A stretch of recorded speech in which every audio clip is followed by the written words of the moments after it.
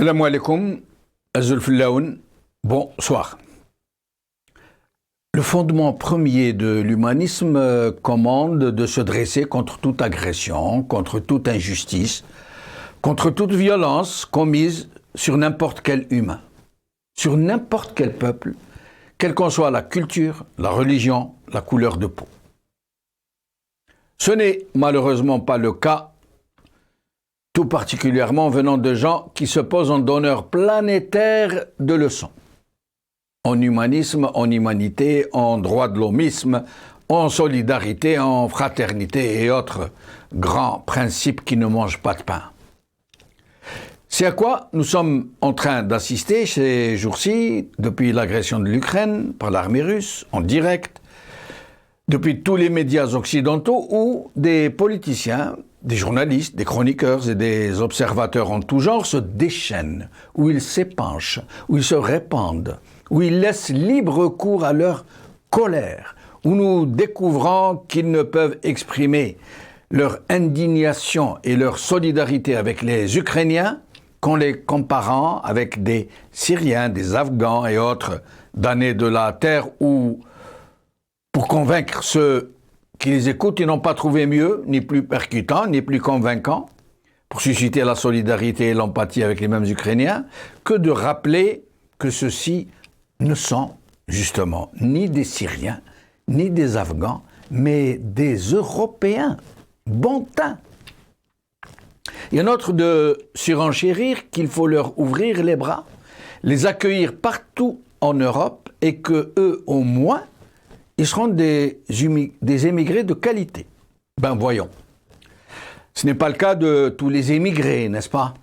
Le plus rageant est que parmi ces bilieux civilisationnels, ces Luc du racisme ordinaire, décliné en mode intellectuel, il y a des journalistes, il y a surtout des journalistes, qui savent pourtant mieux que personne que des situations aussi passionnées, aussi clivantes que la question ukrainienne, sont souvent l'occasion où remontent des fonds les plus vaseux, les plus troubles, les plus glauques de l'âme humaine, ces miasmes et ce fiel qui niche dans le cœur des hommes.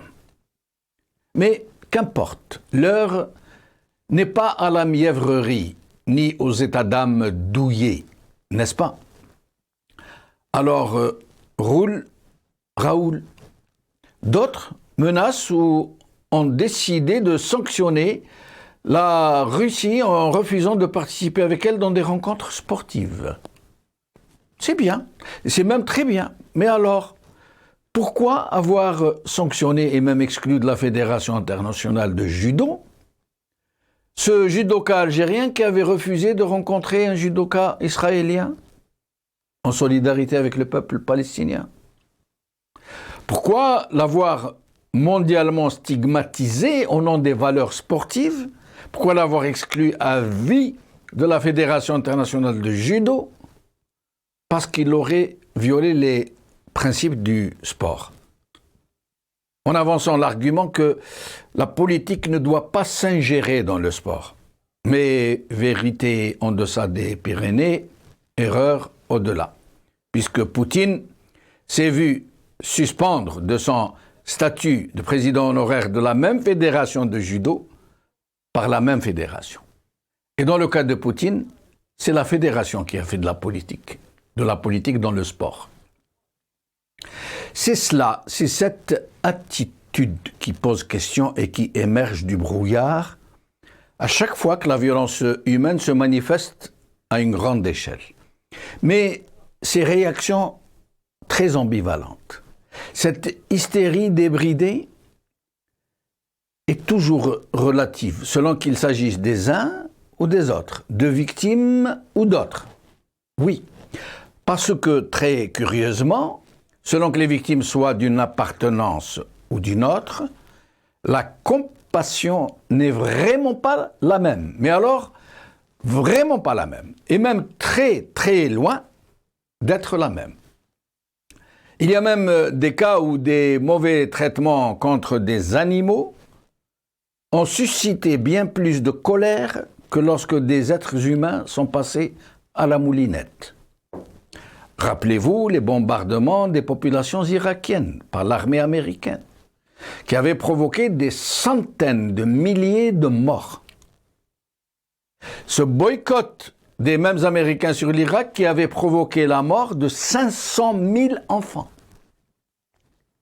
Ces bombardements à répétition des Palestiniens de Gaza, où l'armée israélienne hache menue et sans discrimination d'âge ou de sexe les populations civiles. Rappelez-vous le carnage qui a été fait sur le peuple syrien par la même armée russe. Et rappelez-vous toutes ces guerres asymétriques menées par des puissances mondiales contre des peuples désarmés et qui n'ont pas suscité plus de réactions au sein des rédactions occidentales si promptes à entrer en hystérie quand il est question de populations blanches et de préférence chrétienne. Le sentiment d'appartenance est réellement ce qu'il y a de plus prégnant et de plus décisif dans les réactions des opinions publiques occidentales. Non pas parce que les Occidentaux sont moins humains et plus racistes, mais parce qu'ils sont manipulés par des stimuli médiatiques qui les agitent selon les besoins du moment. C'est comme ça que ça se passe chez McDonald's. D'aucuns nous prédisent un choc des civilisations depuis des décennies déjà. En fait, ce choc est déjà là, depuis longtemps, qui broie des millions d'êtres humains et qui les passe en pertes et profits de la grande comptabilité capitaliste des puissances mondiales, qui les apprête à toutes les sauces idéologiques et civilisationnelles, et dont le carnage n'empêche personne de dormir parce que la machine à formater les réactions n'a pas estimé opportun de stimuler l'émotion ou de booster la compassion par télécommande. Le plus cynique est que les mêmes machines à formater la pitié et la solidarité sont tout aussi influentes au sein des peuples mêmes, des peuples du monde, qui subissent eux-mêmes l'oppression et la violence. Mieux encore, c'est la même machine qui se met en branle pour les clouer au pilori du terrorisme à chaque fois qu'elle manifeste le moindre mouvement d'humeur. Высшие должностные лица ведущих стран НАТО. Мы хотим мира. Мы хотим встречаться, мы хотим окончания войны. Варшава.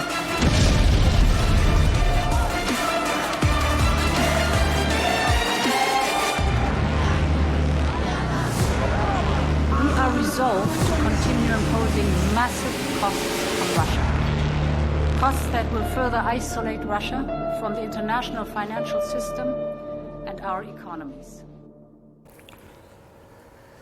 Médias occidentaux sur la question ukrainienne, compassion raciste, c'est le titre de notre émission d'aujourd'hui.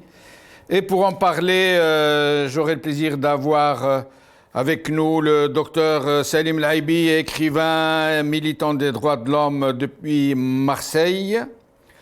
Docteur François Deroche, président de l'organisation Justice et Droits sans frontières depuis Paris. Amin Mennadi, activiste politique depuis le Canada. Salim Laibi, merci d'être avec nous. Merci, salutations à vos invités, ainsi bien entendu à tous vos auditeurs.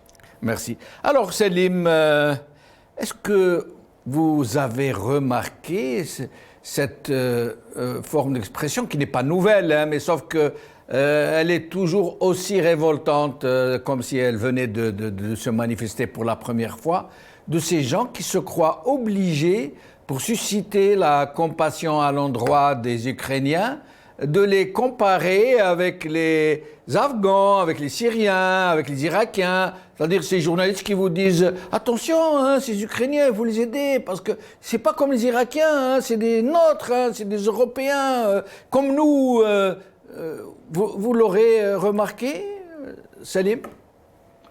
Ben, écoutez, je crois que les choses sont claires maintenant. Hein. Il y a les mots ont un poids, les mots ont un sens. Et quand on entend Christophe Barbier ou le député Modem Bourlange ou d'autres chroniqueurs, hein, les chroniqueurs de BFM notamment, Nicolas B, il y a une vidéo où il y a ces 5 personnages qui s'expriment. C'est d'une violence inouïe. Et on parle, en plus, ils osent parler de civilisation. Alors, je me permets de vous interrompre. Nous allons la visionner et puis je reviens à vous. On voit bien ce qu'ils fuient et il n'est pas question de dire est-ce que vous êtes vraiment des réfugiés. On est au 21e siècle, on est dans une ville européenne et on a des tirs de missiles de croisière comme si on était en Irak ou en Afghanistan, vous imaginez. Ça sera sans doute une immigration de grande qualité en revanche. Ce seront des intellectuels. Parce que ce sont des Européens de culture, même si on n'est pas dans l'Union européenne, on est avec une population qui est très proche, très voisine. On ne parle pas là de Syriens qui fuient les bombardements du régime syrien soutenu par Vladimir Poutine. On parle d'Européens qui partent à leurs voitures, qui ressemblent à nos voitures. Il y a une différence entre les Ukrainiens qui, encore une fois, participent de notre espace civilisationnel avec des populations qui appartiennent à d'autres civilisations. On aura une immigration de grande qualité dont on pourra tirer profit. Nous ne sommes pas face à des migrants qui vont passer dans une logique d'immigration. This isn't a place, with all due respect, like Iraq or Afghanistan, that has seen conflict raging for decades. This is a relatively civilized, relatively European. On voit Des Européens qui partent dans leurs voitures qui ressemblent à nos voitures. Salim Laibi. Il y a beaucoup de choses à dire. Hein. C'est le cynisme de Bourlange est inouï. Hein. Ça rappelle, il dit il va falloir profiter de cette immigration de qualité. Ça me rappelle les 20 000 médecins algériens qui travaillent pour pas très cher à l'assistance publique française, comme si ça allait rendre service à l'Ukraine en fait, parce qu'ils vont rester en France et ça va faire une fuite de cerveau qui va faire beaucoup de mal à l'Ukraine en réalité. Mais moi, ce qui me choque, et en fait, c'est très je croyais que les médias occidentaux, notamment français, avaient atteint le fond avec le Covid. Mais là, ça va encore beaucoup plus loin dans la bêtise, parce que tous ceux qu'on a entendus parler là, ils sont tous bellicistes. Ils veulent tous la guerre, ils veulent la guerre. D'ailleurs, justement, on a l'impression qu'ils pensent qu'ils vont aller en guerre contre un Saddam qui a vécu 20 ans d'embargo, c'est-à-dire qui pèse rien, ou contre la Libye, contre Kadhafi. Non, là c'est la Russie. La Russie, ils sont 10 fois plus armés que la France. On s'amuse pas avec la Russie, on négocie. D'ailleurs, au passage, ils vont faire ce qu'ils voudront, mais au final, ils vont s'asseoir autour d'une table pour négocier, comme toujours. Mais ce qui me dérange, ce qui me choque au plus haut point, c'est d'abord, déjà, vous savez qu'aujourd'hui en France, vous savez qu'on ne peut pas critiquer l'Ukraine, sinon vous êtes pro-Poutine. Je n'ai jamais été pro-Poutine. Au contraire, j'ai toujours critiqué Poutine et on n'a rien de commun avec Poutine. Je vois pas quelle est, d'ailleurs, en tant que franco-algérien, je vois pas personnellement en quoi ce conflit intéresserait les Français ou les Algériens. Déjà là, il faudrait qu'on m'explique pourquoi un conflit à 2500 km de Paris, il pourrait à ce point nous concerner. Mais là, on veut pousser les gens à la guerre. Donc on leur explique, attention, c'est des blancs aux yeux bleus, c'est pas pareil, c'est pas comme les basanés, là, les métèques là, qui crevaient comme des mouches, 250 000 morts au Yémen depuis une dizaine d'années, personne n'a bougé le petit doigt. Mais j'ai envie de vous dire aussi au Donbass, c'est des Ukrainiens le Donbass, il y a eu 10 000 morts depuis 2014, ils n'ont pas fait grand-chose. Du jour au lendemain, il y a un branle-bas de combat médiatique extraordinaire et on essaye d'utiliser, donc de victimiser. Vous avez vu tout le monde, ils ont sorti le drapeau, ils ont sorti toute la mécanique de propagande extrêmement violente. Sur Twitter, les gens, ils mettent le drapeau. Hier, ils mettaient la piqûre de vaccin. Aujourd'hui, ils mettent le drapeau. C'est les mêmes. Hein. Et ils se plongent comme ça. Ils sont pas conscients que Poutine possède, je crois, 30 000 têtes nucléaires. Voilà, à part ça, tout va bien. Hein. Je reviens à vous dans un moment, Selim, pour essayer de comprendre un peu les ressorts caché de ces machines à agiter les peurs, à agiter les haines, à agiter la compassion, et tous ces peuples ces populations, ces gens qui semblent un peu lobotomisés, qui sont là comme des troupeaux à réagir comme on veut qu'ils réagissent. Alors, docteur François Deroche, président de l'organisation Justice et Droits sans frontières, merci d'être avec nous. Bonsoir à vous tous, à vos auditeurs et à vos invités. Merci. Alors, votre réaction sur ce très curieux phénomène de ces gens qui, on ne sait pas, ils sont dans l'agitation de quelque chose d'assez malsain, je trouve, puisqu'ils comparent les victimes pour essayer de faire réagir pour la victime qu'ils souhaitent faire passer en pole position, si je peux dire. Effectivement, c'est une horreur absolue. Il y a des degrés dans l'horreur. C'est comme si on disait qu'un homme est torturé un peu plus qu'un autre. C'est absolument scandaleux. Mais je voudrais revenir un peu sur cette crise. C'est une crise humanitaire d'une gravité absolument extrême qui s'ajoute à toutes les crises humanitaires qu'a connues le monde ces derniers temps, en Syrie, au Yémen, en Irak.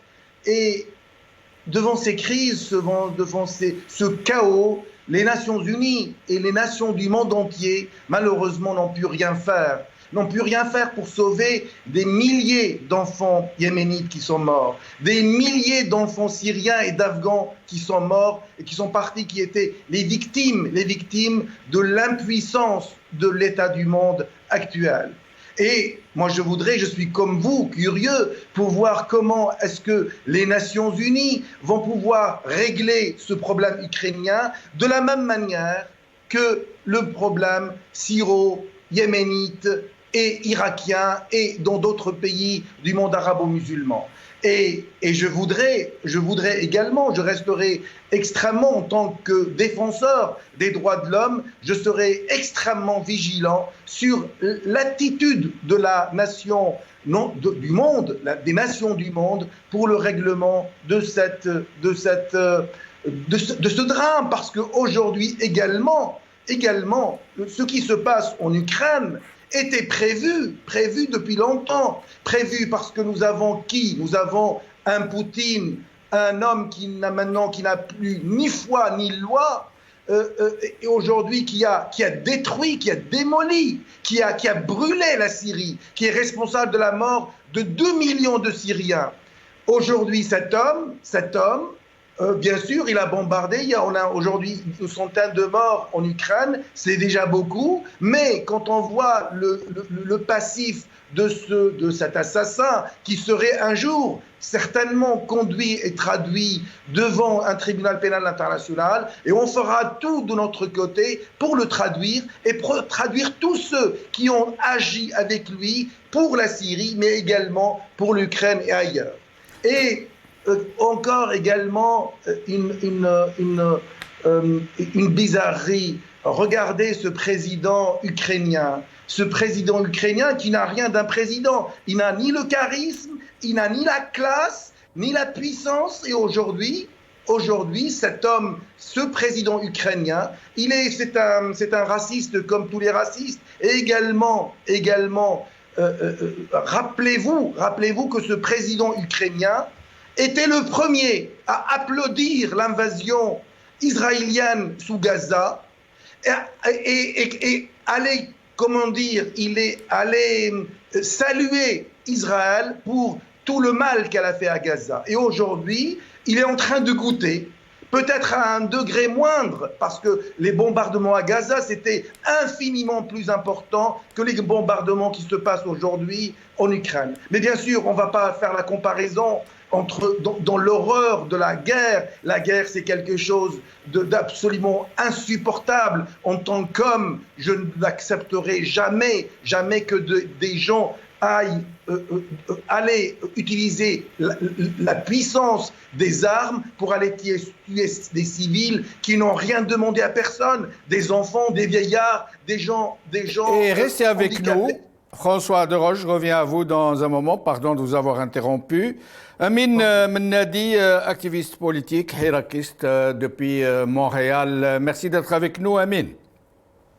Merci pour l'invitation. Bonjour à vous, bonjour à vos invités et à tous les téléspectateurs et téléspectatrices. Merci. Amin, au Yémen, l'Arabie Saoudite a décidé, pour des raisons idéologiques, pour des raisons de pouvoir, de hacher menu des populations entières sans discrimination de sexe ni d'âge, des enfants qui meurent de faim par centaines de milliers et personne ne bronche. En Syrie, comme vient de le dire François Deroche, on parle aujourd'hui de 2 millions de morts. En tout cas, de centaines de milliers de morts, dont le principal acteur est le russe Poutine, puisque c'est lui qui protège Bachar al-Assad. Personne n'y a vu d'inconvénient. On n'a pas vu le 10e ou le 100e des réactions indignées qu'on est en train de voir aujourd'hui pour l'Ukraine. Et c'est très bien, puisque l'Ukraine, l'agression contre l'Ukraine doit être très fermement condamnée, quelle que soit les motivations. Mais comment expliquez-vous ces 2 poids, 2 mesures, cette compassion à dimension réglable, Amin? Déjà, c'est la photo yéménite. Ils n'ont pas la bonne couleur de peau. Ils n'ont pas la bonne religion. Ils ne viennent pas de la même descendance. C'est sûr que c'est toujours plus facile pour l'humain, déjà par nature, de défendre ce qui lui ressemble. Que de défendre ce qu'il ne connaît pas. Donc, déjà. Ensuite, ça va de soi avec la situation politique mondiale et puis toute la dynamique politique que nous voyons de plus en plus de nos jours. Déjà par la tentative des élites de partout à travers le monde de polariser les idées, les idéologies, de polariser le débat, et d'éviter aux populations et au peuple d'aller plus dans une réflexion de zone plus ou moins grise. En particulier, on le sait très bien, pour les relations internationales, il n'y a pas du tout noir ou du tout blanc, il n'y a pas de gentil et de méchant, il y a toujours des intérêts, c'est les intérêts qui priment. Donc oui, au Yémen, des intérêts qu'il y a sur place, c'est de faire en sorte de pas être trop regardant. Mais ce qui est désolant dans l'histoire, c'est que la similitude est flagrante. En Ukraine, il y a eu une révolution pacifique qui a fait chuter des despotes pour mettre en place un gouvernement, qu'on en dise, c'est un gouvernement qui a été élu, qui a fait suite à une révolution qui est très similaire à la révolution qu'il y a eu au Yémen. Sauf qu'au Yémen, on a décidé d'aller faire des guerres par procuration dans ce pays en totale contradiction avec les messages affichés par les dirigeants des gouvernements du monde civilisé. Et c'est cette appellation qui me dérange aujourd'hui le plus dans les médias, plus que de comparer, de dire qu'on ne peut pas comparer un Ukrainien à un Syrien, qu'on ne peut pas comparer un Yéménite à un Ukrainien. Pire que ça, c'est qu'on parle de monde civilisé. Donc, il y a des personnes qui ont décidé que c'était à eux de choisir c'était quel monde qui était civilisé et qui devait en faire partie et c'était quoi les critères de sélection. Avant, durant la Deuxième Guerre mondiale, je pense que c'était Hitler ou quelqu'un de son entourage qui disait un mort c'est une tragédie, des centaines de morts c'est une statistique. Ben, aujourd'hui c'est la même chose sauf la différence c'est un mort ukrainien c'est une tragédie, des milliers d'enfants qui meurent de faim au Yémen c'est juste une statistique. Mais Amin Mennadi, merci pour cette très avisée citation, si je peux dire. Mais monde civilisé, pourquoi contre ce même monde civilisé? Il est civilisé parce qu'il dispose d'un développement technique absolument sans commune mesure avec le monde non civilisé. Mais pourquoi quand il use de l'un de ces moyens qui sont l'armement, la technologie de guerre, quand il les utilise contre le monde non civilisé, il n'y a pas de réaction. Par contre, quand il arrive que le monde civilisé use de son armement, de ses technologies de pointe militaire contre un peuple du monde dit civilisé, c'est tout le monde qui s'en offusque, qui crie haro sur le baudet Pourquoi? Est-ce que parce que cette technologie, cette forme de civilisation ne doit être utilisée que contre le monde non civilisé? Déjà, le monde dit civilisé, comme on parle maintenant, ce monde-là ne fait que rarement des guerres directes, il fait beaucoup de guerres par procuration, dans nos pays à nous, dans des pays moins civilisés pour lui. Il fait des guerres par procuration. Au Yémen, c'est une guerre par procuration. C'est des puissances étrangères qui sont en train de se battre dans un pays qui n'aspirait à rien d'autre qu'à la liberté. Et c'est la même chose qui se passe un peu partout à travers le monde. En Syrie, ça a été aussi un jeu d'échecs entre des puissances mondiales. Et c'est juste les Syriens qui ont payé la facture. C'est juste les Irakiens qui ont payé la facture aussi. C'est juste les Yéménites qui ont payé la facture. Aujourd'hui, en Ukraine, c'est la même chose. L'Ukraine, c'est une case dans l'échiquier mondial.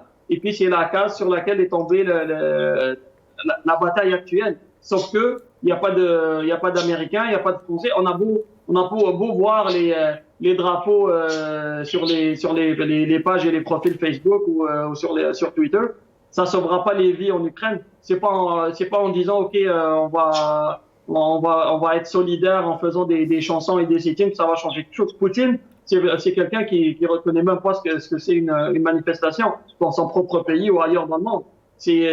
On rappelle que c'est ce même Poutine qui lui a soutenu les despotes à Alger et ailleurs à travers le monde. Donc, faire des manifestations à Genève, à Paris ou ailleurs, ça changera rien.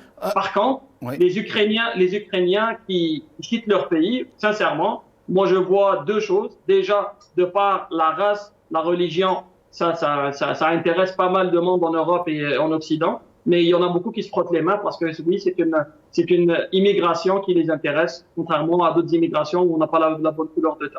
Alors, Amine, je reviendrai à vous tout à l'heure pour vous demander de nous expliquer pourquoi ces peuples qui subissent le monde civilisé, qui subissent ces armements, ces technologies, voire même ces proconsuls qui sont imposés chez eux, dans leur pays, puisque le monde civilisé, généralement, il installe à la tête de ces peuples ces proconsuls, des gens du cru, qu'il choisit, qu'il soutient, des despotes, des mafiocrates, des médiocrates. Pourquoi ces peuples ne sont-ils pas conscients de ce qui se passe, de cette outrance, de cette monstruosité de ce monde civilisé à leur endroit? Pourquoi n'en sont-ils pas conscients? Pourquoi ne voient-ils en le monde civilisé que sa partie lumineuse, sa partie développée, sa partie aimable, sa partie solidaire, sa partie fraternelle? Pourquoi ne voient-ils pas le côté sombre de ce monde civilisé qui les broie littéralement? Je reviens à Salim Lahibi.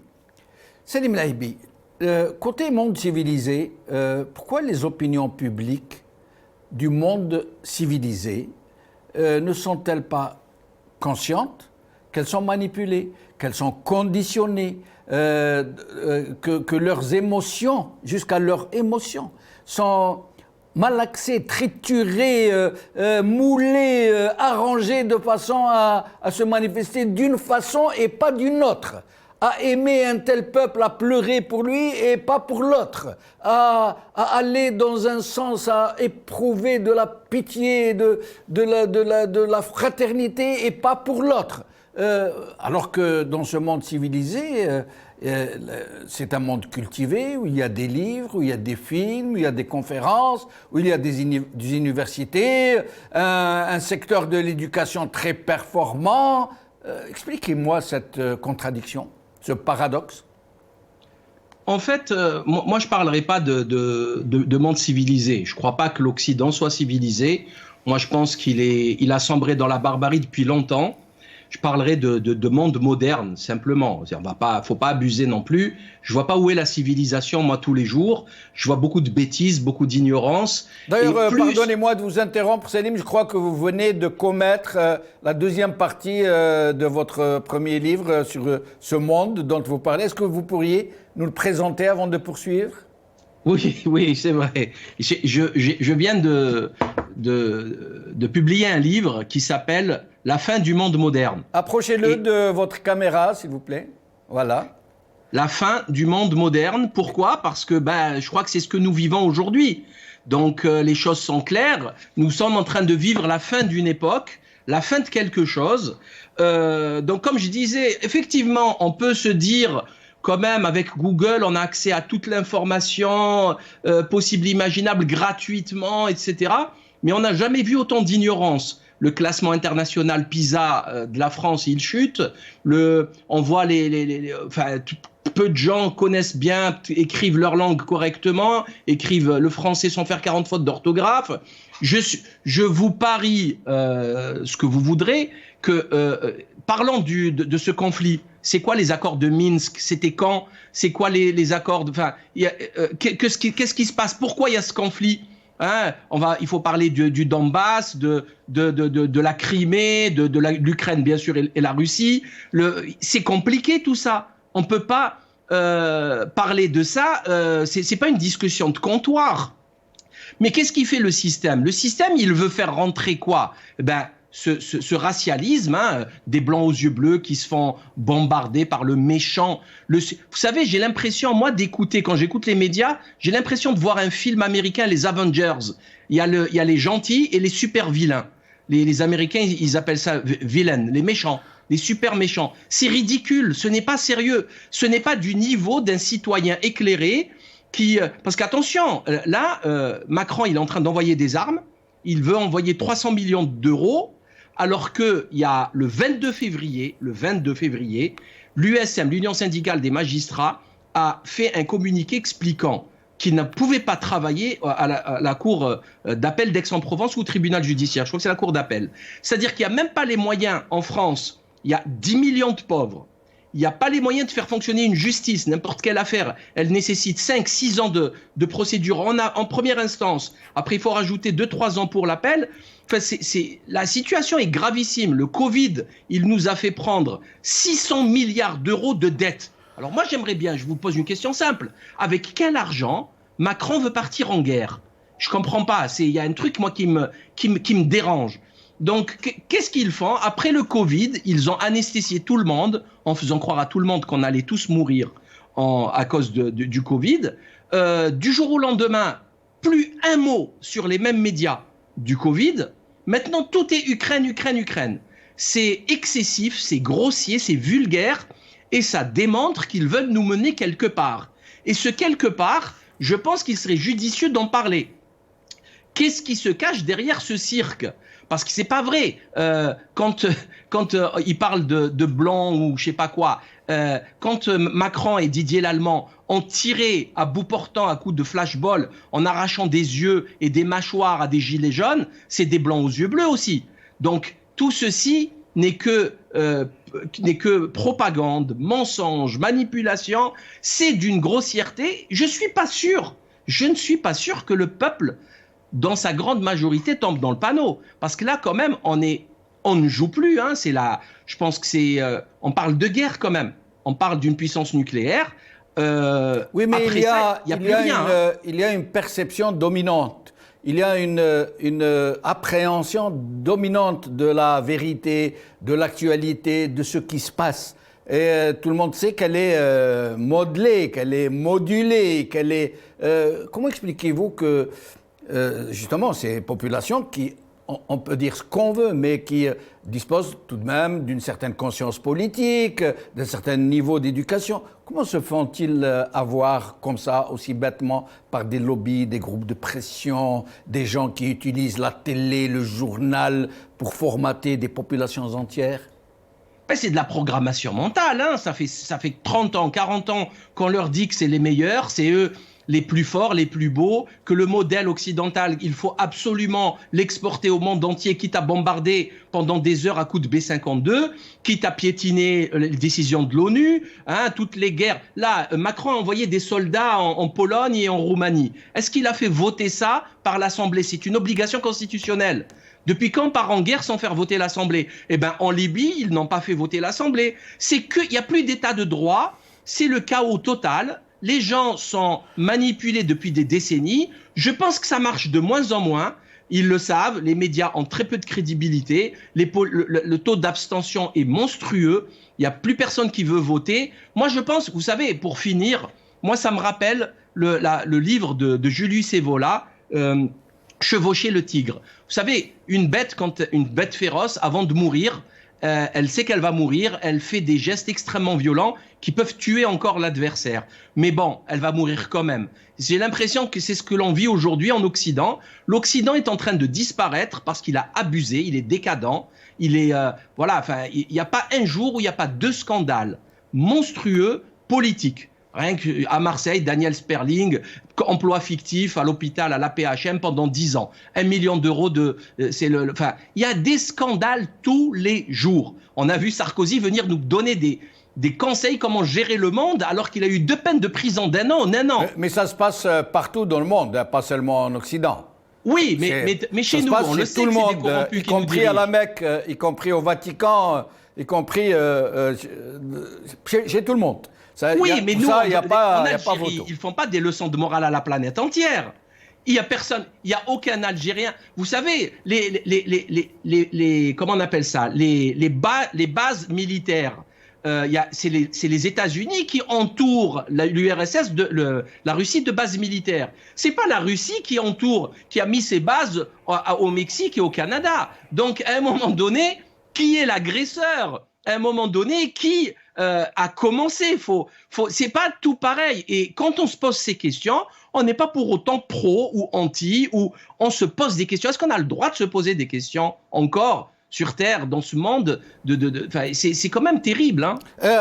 Salim El-Aïbi, j'aimerais que vous nous disiez tout à l'heure, quand je reviendrai à vous, si cette grosse propagande sur le terrorisme, sur l'islam, cette islamophobie dont on sent qu'elle est entretenue un peu comme on entretient un foyer, un fourneau.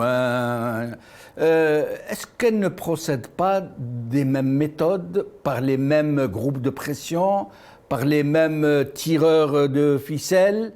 Est-ce que tout ça rejoint une même vision globale du monde? Je reviendrai tout à l'heure pour vous le demander.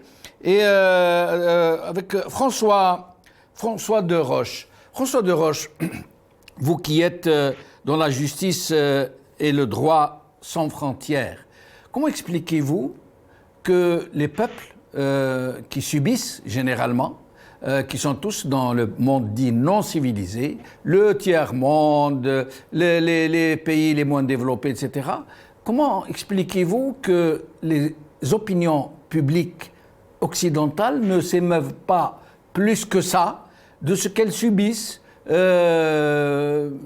C'est à peine si on parle de massacres de millions de gens dans les mêmes rubriques que les chiens écrasés.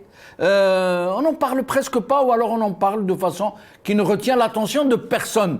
Est-ce que c'est parce qu'il y a une vraie indifférence des populations occidentales à l'endroit de ces populations, ou est-ce que parce qu'elles ont été formatées pour réagir comme ça? Ou plutôt pour ne pas réagir à ce genre de crimes? Moi, je serais un peu plus optimiste que vos 2 invités, dire qu'aujourd'hui, il y a un droit international, il y a des règles internationales à respecter, il y a un langage judiciaire à qui il faut faire appel, qu'il faut solliciter. Qui ne fait rien n'aura rien. Vous savez, un enfant qui ne pleure pas n'aura pas son lait.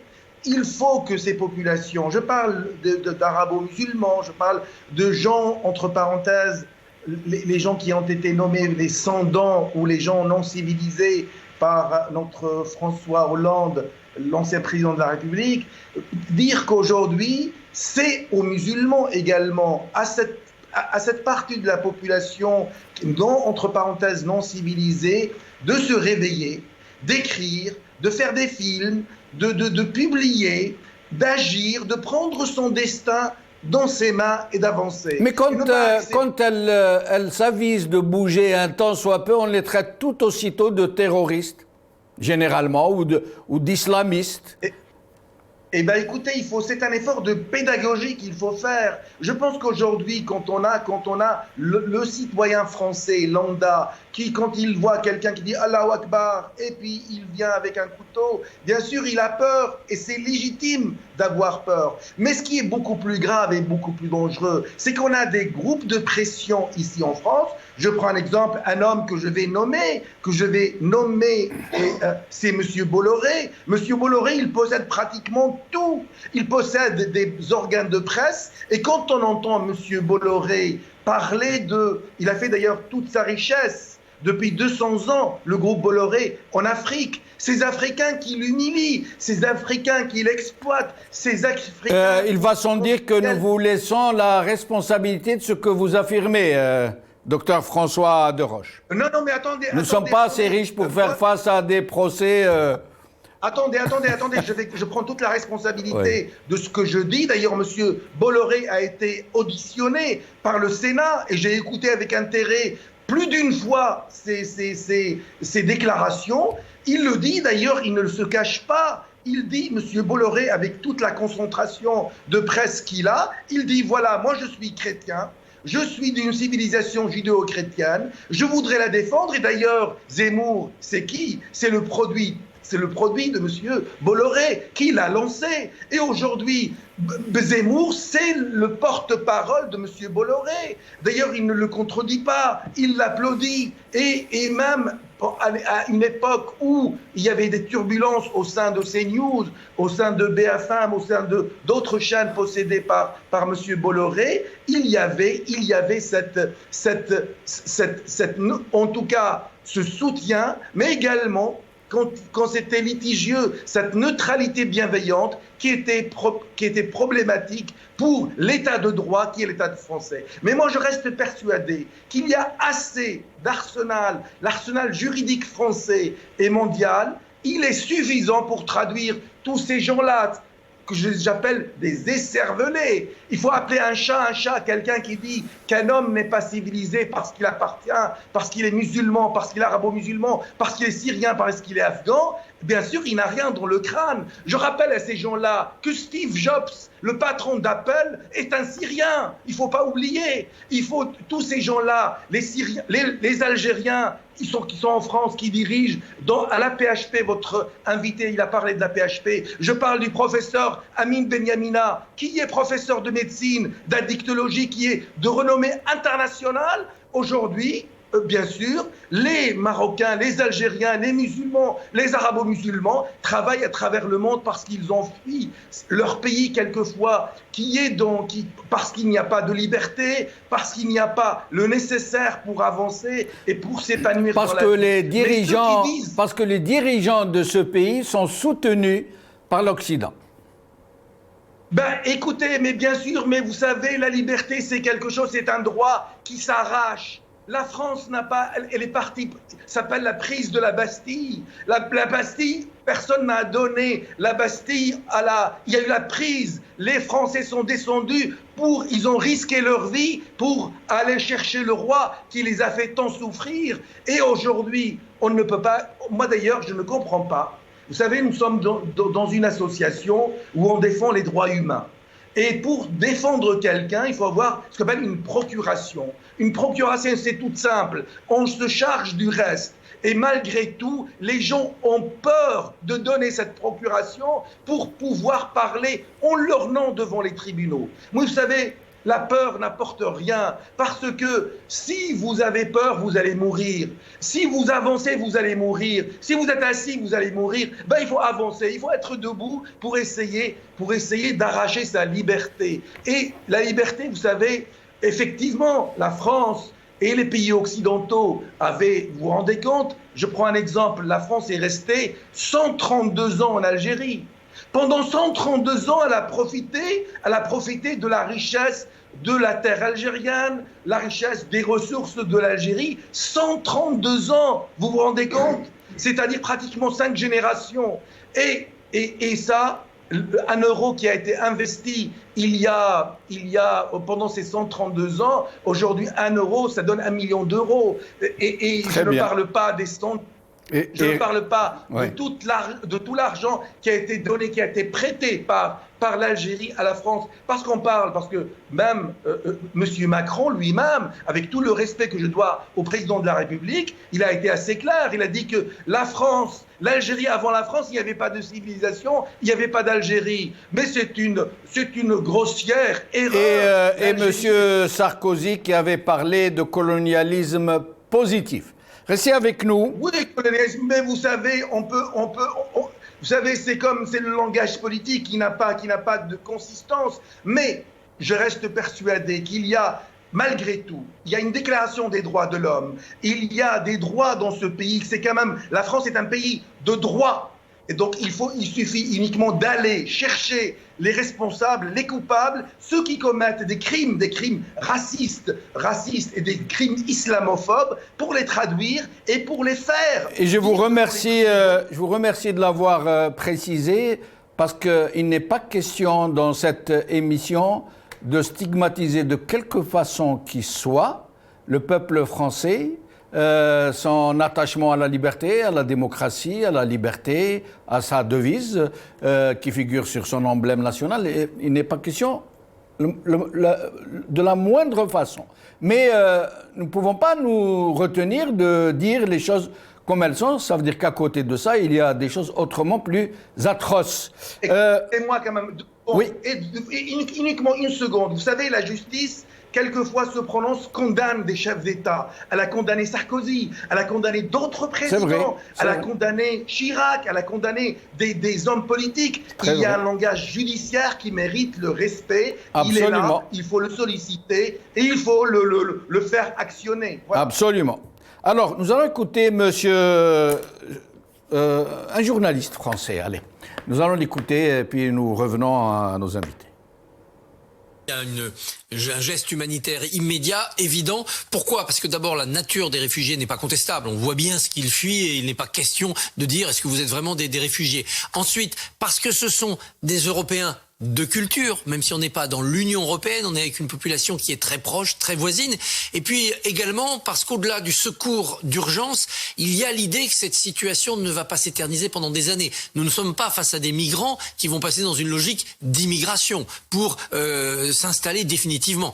Je pense qu'à un moment donné, ils aspireront à retourner dans leur pays quand il aura retrouvé la paix et si possible la souveraineté. Encore que, rappelons-nous que nous avons, après la révolution de 1917, accueilli des Russes qui fuyaient leur pays en guerre civile, des Russes blancs, comme on les appelait. Beaucoup d'entre eux sont restés et sont encore aujourd'hui ici. Amin Mennadi, peut-être un commentaire avant que je ne vous pose une question en particulier ?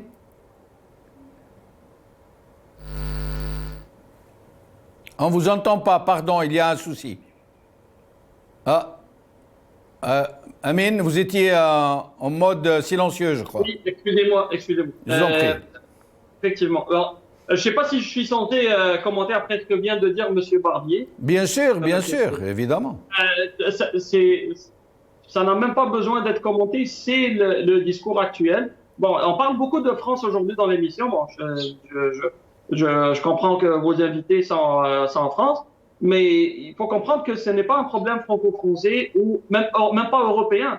Ici au Canada, une annonce a été faite par le Premier ministre fédéral qui lui dit qu'ils vont ouvrir la possibilité de prendre des réfugiés ukrainiens dans les prochains jours. La même chose a été faite pour les Syriens, faut le dire. Ça n'a pas été fait pour les Yéménites par contre. Ça a été fait pour différents pays à partir du Canada, pour différents pays qui étaient en crise, en guerre depuis toujours. On connaît bien la culture avec la culture canadienne vis-à-vis de l'immigration. Sauf que la réaction a été la même chose. On a eu d'habitude quand le Premier ministre fédéral parle d'immigration ou il parle d'accueillir des immigrants, tout de suite il y a une levée de bouclier à partir du Québec pour dire nous on veut une immigration francophone. On veut une immigration de qualité. On ne veut pas accueillir juste des personnes avec qui on va avoir du mal à faire tout le processus d'intégration. Jusqu'à preuve du contraire, l'immigration qui vient de l'Ukraine n'est pas du tout francophone. Donc, je ne pense pas qu'on parle beaucoup français en Ukraine d'ailleurs. Mais pire que de ne pas faire de commentaires négatifs, on a eu des commentaires du genre il faut pas seulement accueillir des réfugiés ukrainiens en les invitant à venir, mais de lever carrément la restriction de visa. On n'applique plus les visas pour les Ukrainiens. Cette demande a été faite par le Québec. C'est le même discours généralisé qu'on voit aujourd'hui. C'est la force des médias. Tout à l'heure, la question a été posée. Pourquoi, justement, on a cette logique de accepter toujours ce qui vient de l'Occident? Ben oui, c'est normal.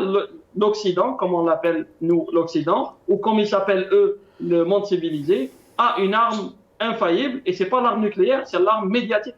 C'est ça la force de l'Occident. Oui.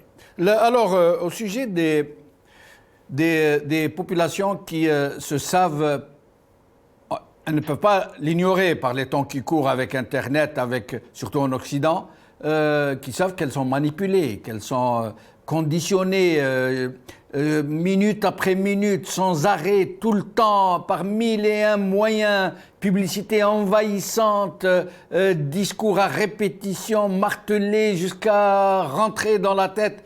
Elles le savent, ces populations, à un moment où elles observent elles-mêmes que cette société de consommation, d'hyperconsommation, est en train de tuer le monde.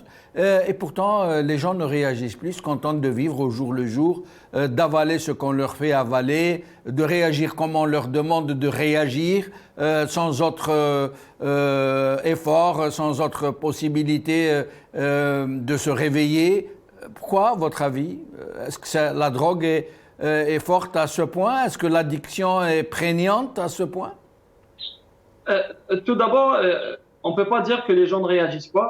Il y a une partie quand même assez respectable en termes de réactions qu'on voit, qui sont juste étouffées. On a mis sur mute toutes les voix discordantes qui ne sont pas d'accord avec le discours généralisé. Donc il faut revenir toujours à la force médiatique. Il faut revenir toujours à la puissance des médias, et même dans les médias sociaux. Honnêtement, aujourd'hui, quand on parle de médias, il y a une réalité qu'il ne faut pas négliger. Les Européens viennent d'annoncer qu'ils allaient juste clouer le bec à toutes les chaînes russes. Je suis d'accord que les chaînes russes sont des chaînes de propagande, mais les chaînes européennes ne sont pas toutes exemptes de tout reproche. Mais Amin, est-ce qu'on ne peut pas condamner l'agression de l'Ukraine par la Russie? Ce qui est vrai. C'est une véritable agression contre un peuple indépendant, libre. Est-ce qu'on ne peut pas condamner cette agression de façon forte, de façon claire, sans équivoque, sans ambiguïté, mais sans en arriver à la comparer, à la mettre à côté d'autres souffrances, un peu comme pour la rendre plus digeste, plus acceptable. Ça veut dire, bon, on vous a drogué au point où vous ne réagissez plus pour les massacres des Yéménites, des Syriens, des Irakiens et tout, mais là, c'est pas la même chose, les gars. Va falloir réagir, hein. Ça, c'est les nôtres, hein. Ça, c'est des blancs, c'est des chrétiens. Vous n'avez pas cette impression, Amin? Si tu le permets, je vais faire je vais développer ça en 2 points différents. Déjà, oui. Pour commenter, je reviens toujours à la polarisation. Il y a une volonté forte, il y a une stratégie de polarisation qui est généralisée. C'est la nouvelle tendance depuis des décennies maintenant. On veut polariser les sociétés. Donc, soit vous êtes pour, soit vous êtes contre. Vous ne pouvez pas être contre et dire mais je ne suis pas d'accord avec ceux qui sont pour dans certaines affaires. Vous ne pouvez pas être pour tout en étant contre certaines affaires dans le camp. Vous devez choisir un camp. Vous ne pouvez pas avoir des idées en dehors d'un cadre prédéfini. C'est comme le « je suis Charlie ». Je suis Charlie, vous n'avez pas le choix d'être Charlie sur un certain aspect et ne pas être d'accord avec Charlie dans d'autres aspects. Être contre le terrorisme, ce n'est plus suffisant. Être contre la Russie, ce n'est plus suffisant. Il faut adhérer au discours général. Donc maintenant, ça c'est l'état des lieux, ça c'est la réalité, ça c'est la stratégie qui amène à ça. Mais l'état des lieux aussi, et la chose que moi je vis en tant qu'Algérien, je peux difficilement ne pas faire la parallèle avec des pays comme l'Algérie. On nous décrit souvent comme des tubes digestifs. On prend l'exemple de l'actuel, entre parenthèses, président algérien, qui fait office de président du moins, qui promet de l'argent aux chômeurs, aux genre de choses. et on va dire, bah oui, le peuple algérien, c'est de tubes digestifs, on va les nourrir au compte-gouttes, ils vont accepter que le gouvernement perdure. Et c'est la même chose un peu partout dans le monde que eux disent non civilisé. Mais le monde dans lequel je vis aujourd'hui, qui se dit civilisé, c'est aussi des tubes digestifs. Les gens qui se taisent ne sont pas nécessairement d'accord, mais ils ont peur de sortir de leur zone de confort. Ils ont peur de perdre certains privilèges qu'ils ont dans la société actuelle. C'est ça ce que les médias font. C'est-à-dire que après moi c'est le déluge. Il est dit d'une manière subtile dans les médias actuels. Il est injecté dans les esprits d'une manière différente, mais c'est la même chose. Là, ici, on a plus la carotte que le bâton, mais le bâton, juste, il est enveloppé d'une petite mousse qui fait qu'il n'a pas l'air très dur à encaisser. Mais c'est la même chose. C'est les mêmes pratiques qui sont appliquées différemment. Et on n'oublie pas, on a dit tout à l'heure, oui, Poutine soutient Bachar al-Assad et tout ça. Il ne faut pas oublier que les intérêts des Occidentaux font et ont fait toujours que beaucoup de despotes ont été en place et sont encore en place et continuent de faire des exactions un peu partout, et notamment dans les pays dits arabo-musulmans. Donc, on ne peut pas se leurrer et dire les gens ne réagissent pas. Si vous réagissez, vous devez choisir, soit vous êtes avec les complotistes, soit vous êtes avec l'ennemi, ou bien vous vous taisez. Donc, si vous vous taisez, vous êtes un peu dans le mode normal. Donc, c'est partout la même histoire. Même justement, Amin Mnadi, restez avec nous au sujet de ces despotes qui, chez eux, dans ce monde non civilisé, dans ce monde non démocratique, dans ce monde généralement basané, généralement non chrétien, généralement analphabétisé, généralement qui n'aspire qu'à une chose, qu'à se ruer sur l'Occident, qu'à immigrer vers cet Eldorado des temps modernes. Justement, il y a un pays qui s'appelle l'Algérie où les gens sont mis en prison lorsqu'ils osent revendiquer leur droit à la démocratie, à la liberté, à la dignité. Et quand ils sont mis en prison et qu'ils continuent de résister, y compris par la grève de la faim politique, et ils sont maltraités, ils sont affectés dans d'autres prisons loin de leur famille, ils sont menacés, leurs familles sont menacées, et nous allons donc entrer dans cette deuxième thématique du sujet après ça.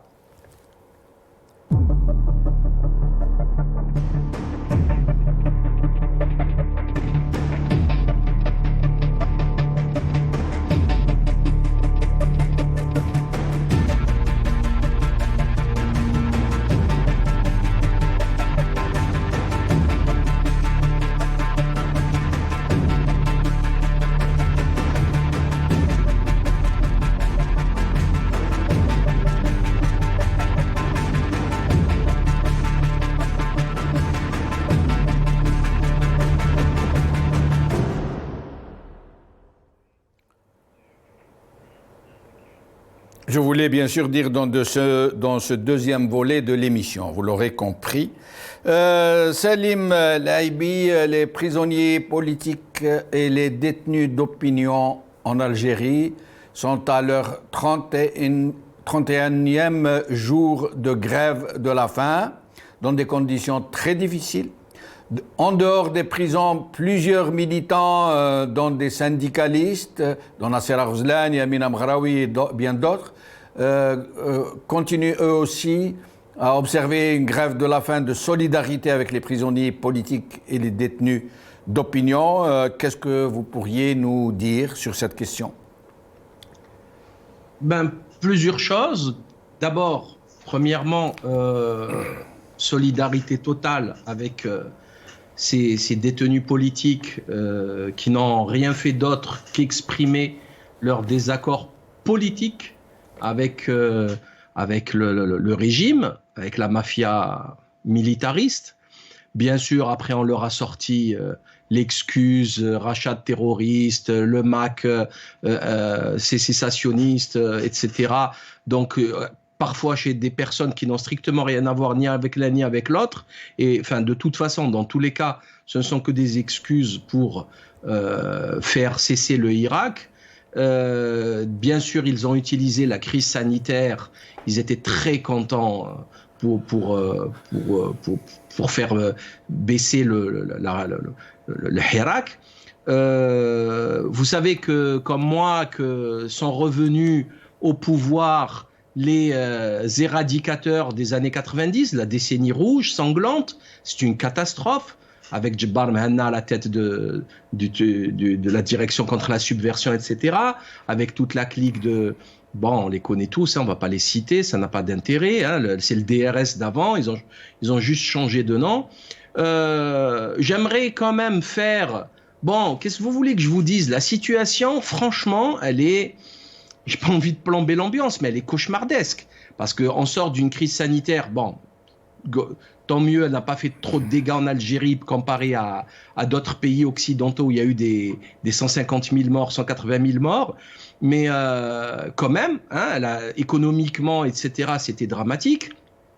Fermeture d'écoles, déstabilisation. Aujourd'hui, moi, Salim Laibi, en tant qu'Algérien, je ne peux pas descendre en Algérie si je ne suis pas vacciné, alors que j'ai mon passe sanitaire en France, puisque j'ai eu la maladie il n'y a pas longtemps. Donc je suis immunisé naturellement, mais je ne peux pas rentrer chez moi parce que je ne suis pas vacciné. Donc c'est quand même... ils profitent de tout ça pour continuer à faire du grand n'importe quoi.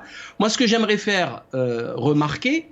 Donc on a aujourd'hui une crise mondiale économique extrêmement violente qui arrive. C'est pour ça qu'ils ont lancé cette guerre. Hein. C'est pour camoufler, soyons sérieux 30 secondes, c'est pour camoufler la crise qui arrive. C'est une crise phénoménale. Hein. L'inflation est à 7% aux États-Unis. La planche à billets tourne depuis maintenant 15 ans. Depuis 2008, déjà, la planche à billets, le quantitative easing, c'est quotidien. En Algérie, quand on fait ça, le dinar, il chute de 30% en une semaine. Le dollar, il bouge pas. On continue à imprimer du papier, et le dollar continue à contrôler le commerce mondial. Mais moi, ce que j'aimerais faire remarquer quand même, et ça revient au sujet initial de la première partie, c'est que vous avez des prisonniers politiques qui ont été...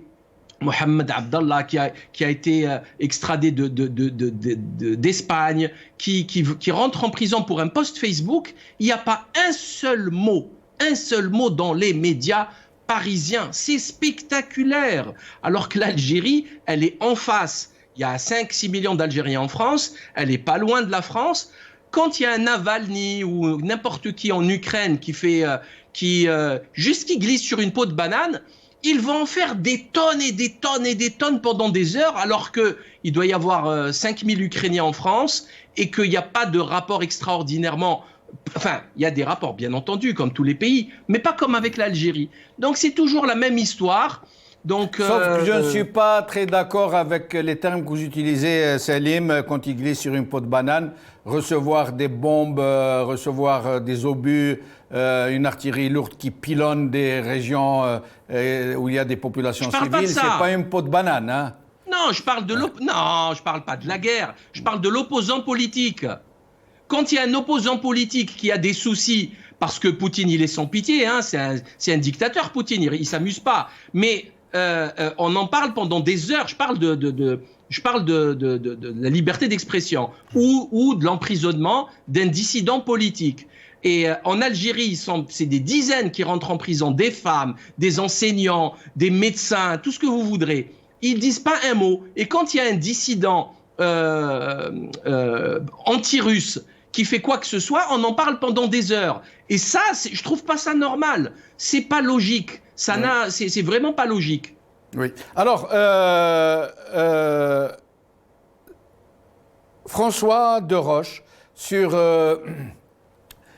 la répression qui s'abat sur des militants politiques algériens, sur les prisonniers politiques et détenus d'opinion qui sont en prison pourtant et qui sont en grève de la faim pourtant et qui continuent de subir une répression féroce au point où on les affecte très loin de leur famille, juste pour les punir d'avoir entrepris une grève de la faim, dans un pays où on ne reconnaît pas leur statut, même pas de prisonniers d'opinion. Alors, parler de prisonniers politiques, c'est un sacrilège.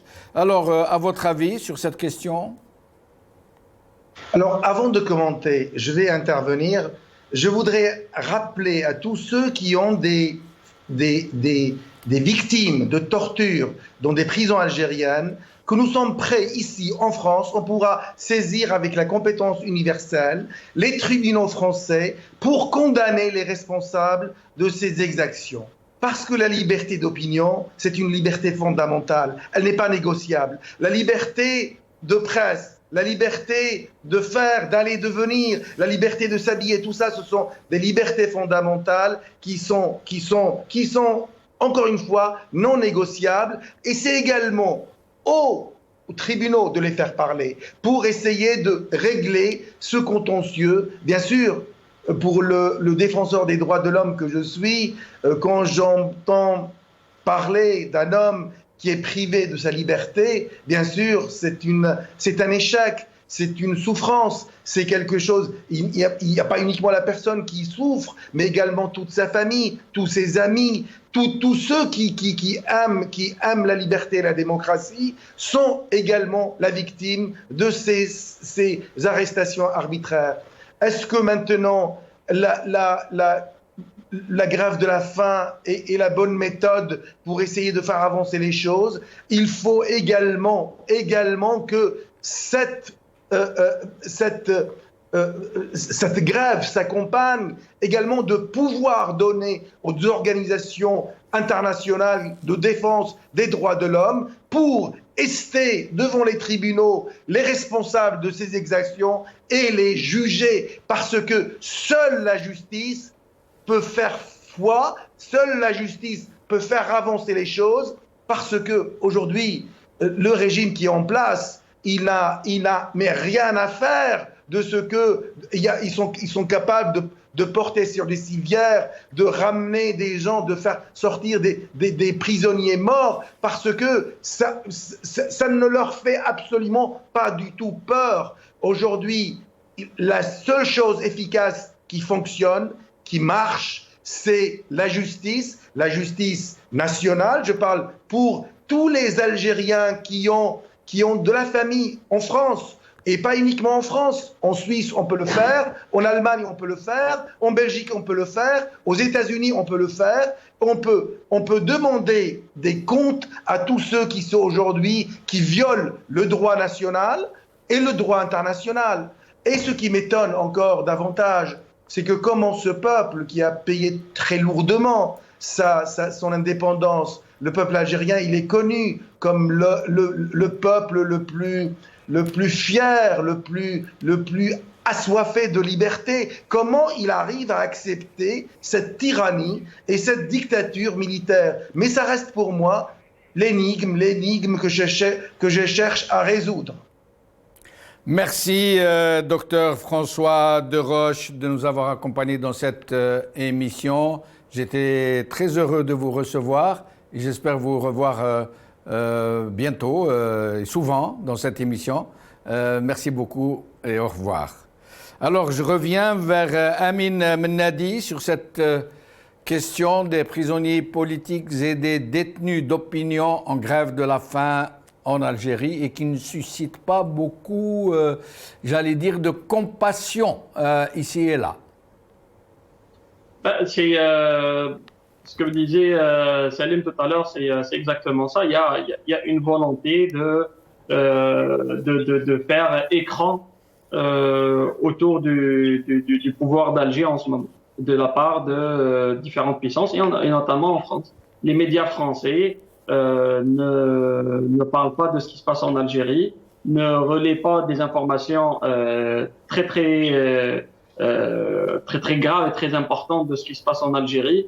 Quand une rapporteuse des Nations Unies parlait de l'arrestation, entre autres, de notre ami Zaki la semaine dernière. Zaki Hannash. Zaki Hannash, qui est la sentinelle du Hirak. Moi, je l'appelle l'ange des détenus, parce que honnêtement, ce garçon, tout ce qu'il a eu à faire, c'était de dire telle personne s'est fait arrêter, telle personne s'est fait condamner, telle personne s'est fait enlever. Et puis, avec une objectivité, un professionnalisme rare. Même les grands journalistes professionnels que je connais qui sont un peu dans ce créneau n'ont pas fait un aussi beau travail.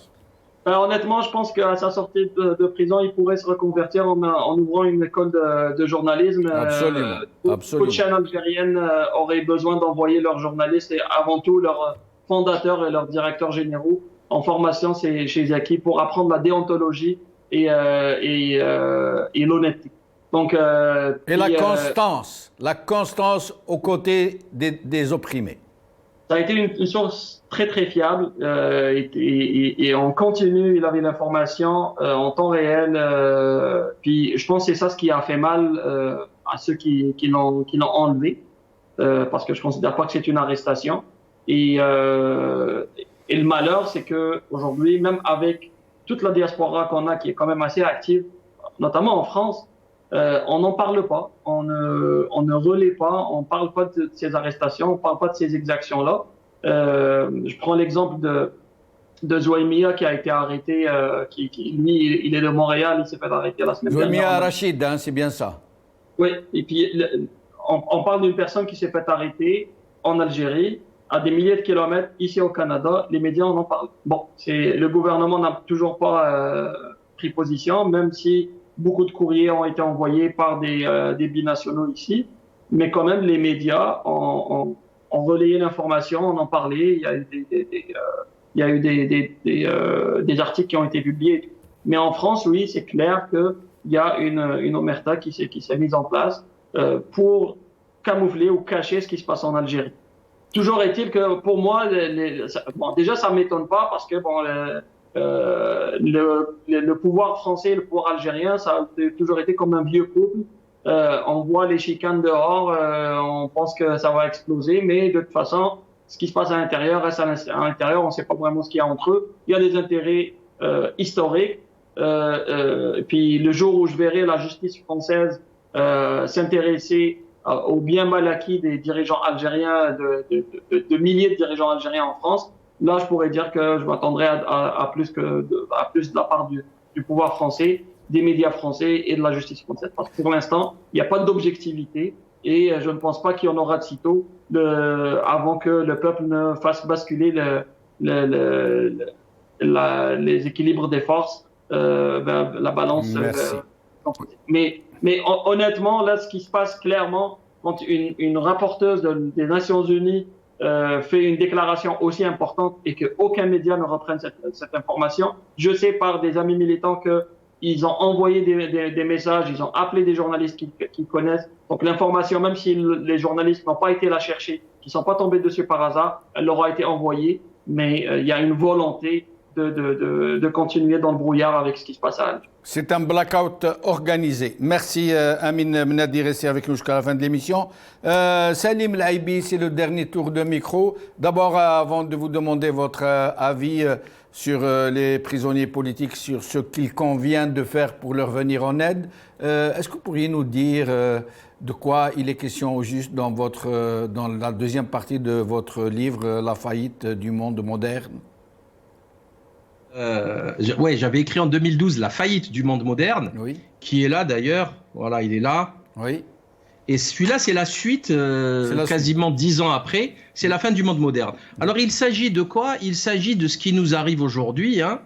D'abord, je commence par un très gros chapitre sur le Covid et les médias. D'ailleurs, subhanallah, vous l'avez vu. Hein, moi, j'ai toujours dit que le Covid, c'était quand même une maladie médiatique. Hein, il fallait laisser les médecins travailler, laisser tranquille les gens bosser. Quand il y a un incendie, on laisse les pompiers bosser. On ne décrète pas tous les jours des nouvelles règles pour montrer aux pompiers comment travailler. Ça n'existe pas, ça n'a jamais existé. Donc, et là, avec l'Ukraine, on ne parle plus du Covid. Tiens, le Covid n'existe plus. Bon. Je parle aussi donc de la décadence des élites politiques, de la crise financière qui arrive. Je parle d'un grand fléau assez important en Occident, c'est le fléau de la pédocriminalité. Je parle une autre escroquerie qui arrive, c'est celle des objectifs de développement durable, le climat, etc. Je crois qu'il y a des choses qui se passent actuellement. Il faudrait en parler. C'est capital. Vraiment important. Vous savez, je vous donne un exemple. Est-ce que vous êtes au courant que Sputnik et Russia Today sont interdits de diffusion aujourd'hui en Europe. C'est Ursula von der Leyen qui le dit. De quel droit elle fait ça? Est-ce qu'il y a eu un jugement? Est-ce qu'il y a eu un tribunal qui a décrété quoi que ce soit? Non, pas du tout. Il y a près de 175 salariés chez Russia Today. Ils vont faire quoi demain? Ils vont manger quoi? C'est 176 familles à nourrir. Si ils font de la propagande, c'est simple.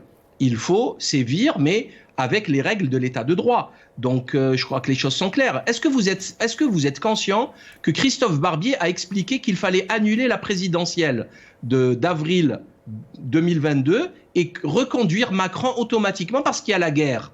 Donc, il se passe des choses quand même, des choses extrêmement sérieuses, puisqu'ils sont en train de piétiner la démocratie, l'état de droit, les fondamentaux que tout le monde a accepté depuis maintenant un siècle, voire plus. Et ça passe parce qu'il y a l'urgence. Hier, c'était l'urgence sanitaire. Aujourd'hui, c'est l'urgence de la guerre. Demain, ça va être l'urgence climatique. C'est toujours la même manière d'augmenter, d'exacerber les choses pour vous empêcher de réfléchir. Alors, un mot sur les prisonniers politiques et les détenus d'opinion qui sont en grève de la faim?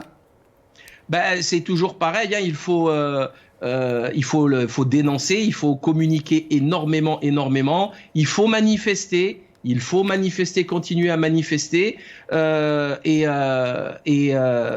puis on lâche rien, parce que moi, mon rêve, c'est que le Hirak il reprenne, et que de toute façon, il va reprendre. Je crois que les choses sont claires. Soit il reprend بالملاحة ou la بالقباحة. Parce que, étant donné ce qui va arriver au niveau économique, je crois qu'il va y avoir des troubles dans le monde entier à cause de ce qui a été fait dernièrement avec la crise Covid. On ne peut pas continuer dans ce sens. Maintenant, j'espère qu'on va s'en sortir avec le moins de dégâts possible, et je souhaite beaucoup de courage à tous nos frères qui sont dans les geôles du régime, et en espérant que leur calvaire soit le plus court possible. Salim Laibi, merci beaucoup. Amin Mennadi, merci beaucoup. Docteur François de Roche, merci beaucoup. Merci à vous, chers amis, d'avoir suivi cette émission. Qa'ala khair, Slama.